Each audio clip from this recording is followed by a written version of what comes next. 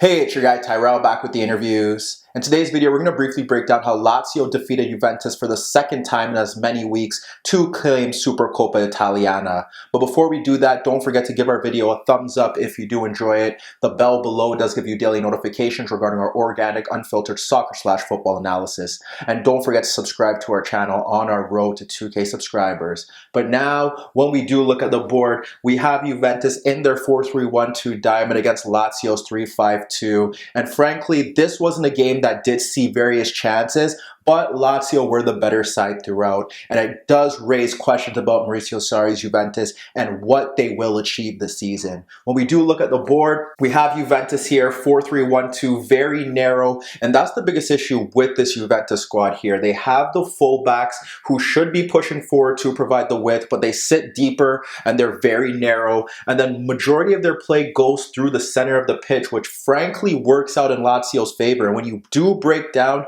how Lazio were able to score goals, it was strictly down the wider areas where they were able to get the wing backs forward. But when we look at their shape, they drop off into more of a 5-3-2 without the ball. They have Joaquin Correa and Immobile sitting near Pjanic. If they had one of their strikers step forward to Demiral or Bonucci, the other striker would stick to Pjanic and vice versa. And when they drop deeper into their shape, they did keep both strikers near Pjanic to ensure that he couldn't get time on the ball to dictate the tempo of the game from deeper positions. In midfield, the battles were kind of set in stone. Dybala was left with Lucas. You had Milinkovic-Savic against Matuidi, and to the left, Bentancur against Luis Alberto. And technically what Lazio want here is to have that midfield battle set so that Juventus can't dominate the center of the pitch, and then have their wing backs push forward to close down the narrow Sandro and De Sciglio if they did look to push forward.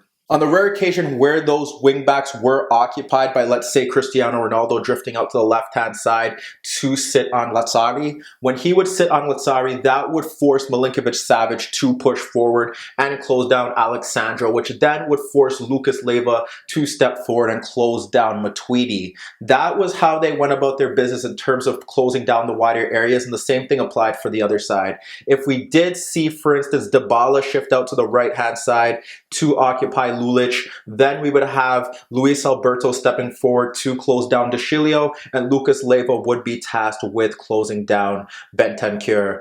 There were times in that first half, one in particular, where we did see Dybala drop off into that space, and that's when Lucas Leiva would step towards him. But frankly, Lucas Leiva was the sweep-up man, closing down space for his midfield shuttlers when they stepped out of position, and if Dybala looked to receive the ball in those spaces between the lines or ahead of the midfield three, that's when Lucas Leiva would step in. On the left-hand side, Lazio had a different sort of threat based off the fact that the only time that Juventus really did look like providing width in their play was when Matuidi looked to dart in behind Milinkovic-Savic, or when Ronaldo shifted out to the left-hand side, which is a big issue for Juventus given the fact that they have Ronaldo and Higuain, two center forwards that possibly would prefer having aerial balls played into the box. And whenever that did happen, let's say for instance we do have Milinkovic-Savic sticking to Matuidi and Lazzari pushing forward to Alexandro, if Ronaldo shifted out to the left-hand side to try and create an overload,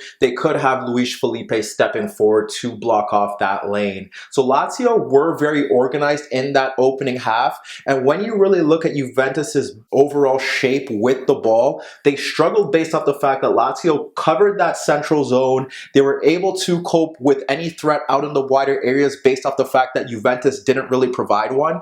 And when you look at Higuain, he was often in 2v1 battles or 3v1 battles if Ronaldo floated out of position. So he was starved of service. And Dybala, if he wasn't closed down by Lucas Leiva, was often drifting out towards more of the right-sided zone, not really offering any sort of threat, short passes, square passes, not looking to penetrate and supply the center forwards. So when you really think about how Juventus were able to create chances, only two come to mind where they look like they were going to test that Lazio backline. And when we look to the first example, we see Pjanic finally getting space in a deeper position ahead of the halfway line to receive the ball from Bonucci, and he locates Higuain darting in between Radu and Acerbi. So he clips that ball into the path of Higuain, and we also see Ronaldo running off Luis Felipe. And Higuain does well to bring the ball down and keep it away from Radu and Acerbi, and he plays it back to Ronaldo, who receives it ahead of Luis Felipe, gains a yard on Radu and Acerbi, but he fires his shot wide of the net. But frankly, that was the only chance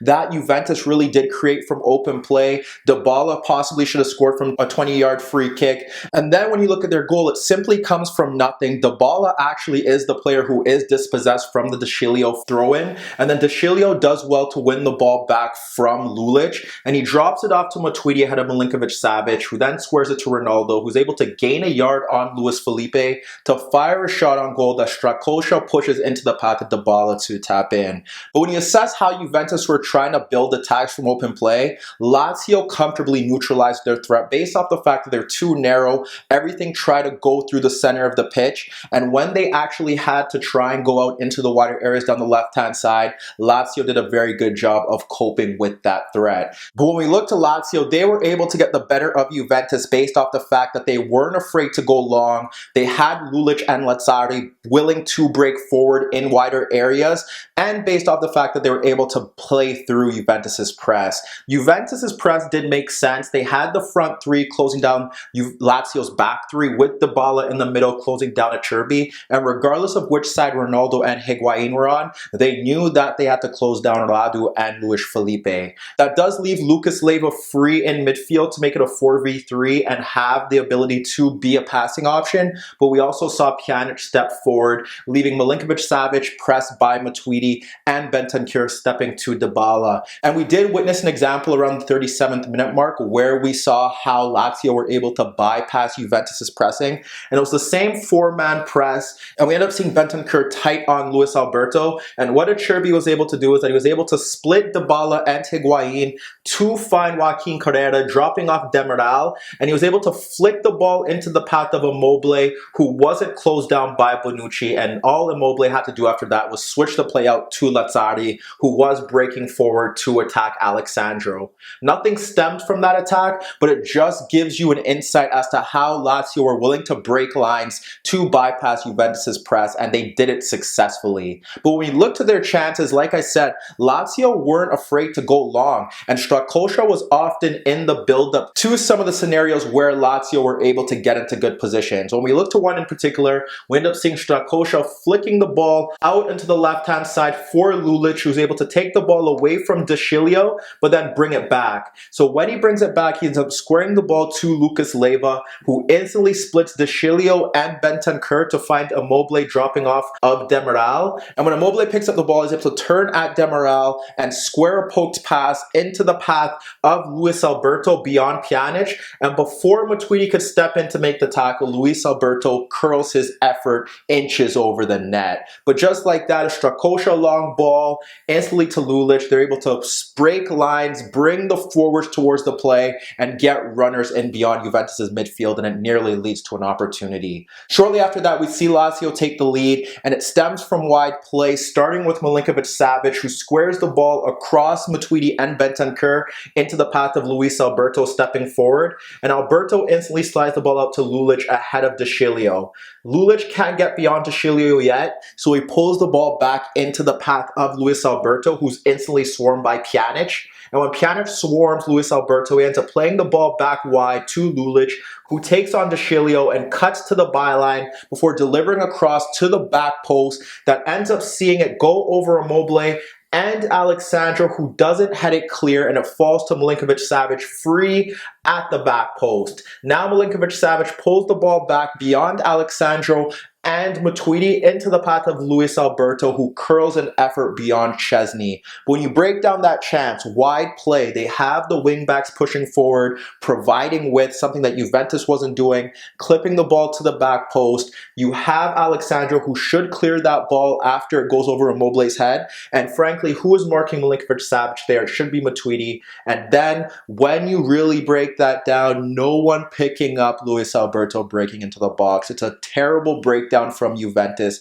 and it sums up one of the many issues they've experienced this season. Shortly after that, we witnessed more great wing play from Lazio. This time we see the two wingbacks combined with Sarri playing a diagonal switch into the path of Lulic, who was instant to run at De Sciglio with Bentancur shifting over, but with Radu making an overlapping run that does create space for Lulic to square the ball across Bentancur into the path of Immobile ahead of Pjanic. And what Immobile is able to do there is he pokes the ball once again beyond Pjanic for Luis Alberto, breaking towards the box because Bentancur isn't picking him up. And when Luis Alberto makes that run in towards the box, before De Sciglio can close him down and Demiral steps, he fires a low effort at Szczesny. But once again, they switch the ball out into the wider areas. They drag out Bentancur, and with Pjanic, who should be picking up the spare men for the shuttlers occupied by Immobile, it creates space for Luis Alberto to break forward,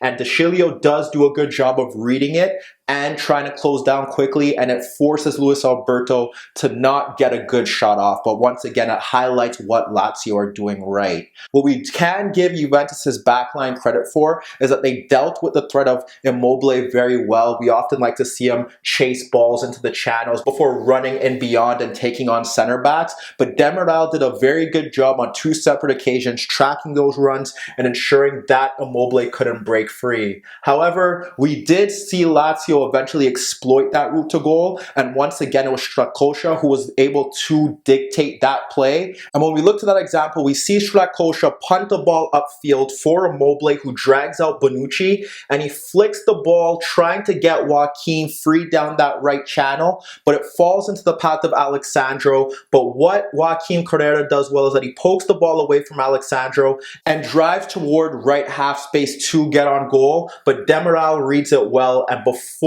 Joaquin Correa can take another touch, he's forced to fire a low effort on goal that nearly beats Szczesny, but he's able to push the ball away. But when you break down that first half as a whole, we see the difference between the two sides. Lazio very organized, ensuring that they're not going to allow Juve to dominate the center of the pitch, and also were superior in wider areas. And based off Sarri's Juve's approach with the ball from open play, they can only go through the center of the pitch, and frankly, it wasn't good enough against an organized Lazio side. Whereas when we look at Lazio willing to bypass Juventus's press, using their goalkeeper as a facilitator by playing long balls over the top to get their wider players and their center forwards into good positions. And frankly, the usage of the wingbacks was so key here because it allowed their shuttlers, specifically Luis Alberto, to break in towards the box. And frankly, Lazio will feel like they possibly should have built on their lead in that opening half. So when we look to the second half, the general theme of the match didn't necessarily evolve. We saw Juventus dropping off a bit deeper because they couldn't get to grips with the game, and Lazio dominated possession for large spells of that second 45. However, Lazio did find some routes to goal down that left-hand side, and the first example does see Radu push forward to slide the ball to Luis Alberto, dropping off into that channel to pull out Bentancur, and we end up seeing Radu making an overlapping run beyond Luis Alberto to pull out De Sciglio, which created space for Luis Alberto to deliver a front post cross for Joaquin Correa, making a run across Demiral, but he flicked a tame effort at Szczesny. We did see Sarri turn to his bench, bringing on Cuadrado for De Sciglio, and that change only would make sense if he did want his fullbacks to push forward, because De Sciglio isn't a better defender than Cuadrado. But Juventus struggled to push out of their half to peg back Lazio, and for the most part, Cuadrado was defending in that second half. And when we look to another example, once again, it highlights Lazio's ability to find space down that left-hand side. It's Milinkovic-Savic switching play out into Radu ahead of Cristiano Ronaldo, and Radu locates Luis Alberto dropping off to pull out Bentancur, and they play a quick 1-2 to bypass Ronaldo with Radu pushing forward. We have Lulic pegging back Cuadrado because he's holding the width, so Cuadrado doesn't want to step in fear of being bypassed. And what this does do is it allows Radu to deliver a cross beyond Bonucci and Alexandro for Milinkovic-Savic Milinkovic-Savic peeling off at the back post, but he's unable to connect with Lulic's cross. But in those two examples, we see Radu pushing forward beyond Ronaldo, getting involved. We see Luis Alberto pulling out Bentancur. Great movement from that left-hand side. And like I said, it's the width. That's not what we were seeing from Juventus. And that is where Lazio were finding joy throughout the pitch. Then both managers eventually made some changes. We ended up seeing Cataldi coming on for Lucas Leiva, Pirolo replacing Luis Alberto, and Ramsey replacing Higuain, which pushed Dybala a bit higher, with Ramsey playing in that number 10 role. However, when you look at Lazio's changes, they were like for like, and we didn't really see a significant impact from those players. And when you look to Aaron Ramsey, what you can say is that you'll see him pop up into the box more, rather than Dybala, who is shifting out into deeper positions to try and get on the ball. But frankly, Juventus's goal threat kind of does decrease without having that central forward. But it does make sense to put Ramsey there because they did need to get grips of that midfield. However, shortly after that, Lazio were able to take the lead. And once again, it stems from the wider areas.